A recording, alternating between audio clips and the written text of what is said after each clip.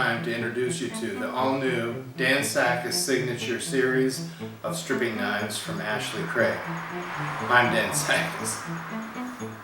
This knife is completely different than any knife you've ever used before.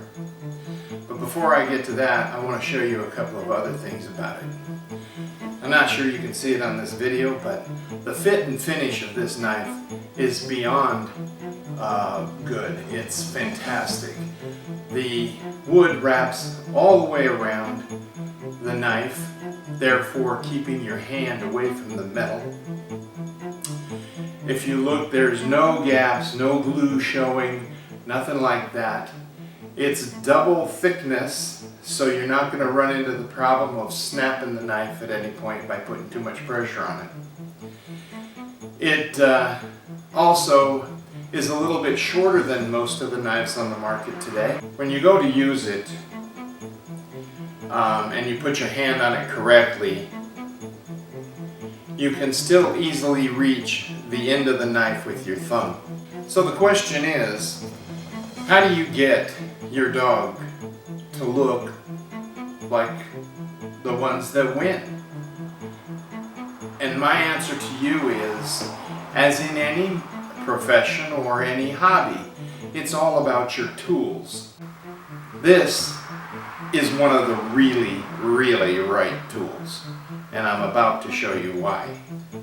The way a knife works is that these teeth on here are ground into the metal in a way that as you go through the hair and you put your thumb pressure on it, it actually catches the hair within the tooth, and thereby when you go to pull, it pulls. Many of the knives today are far too sharp, and when you go to pull, you actually cut. The way a knife works, and the reason we have different depths of knife, moving from the coarse to a medium to a fine, and then an extra fine, is for the fact that you have different places on the coat that you want different depths of hair. For instance, on the edge of this dog's ear, you have a rough edge and you want that clean. You need to get as close as you can, and that means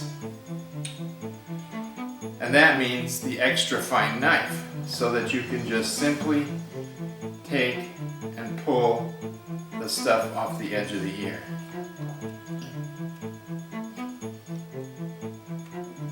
Okay?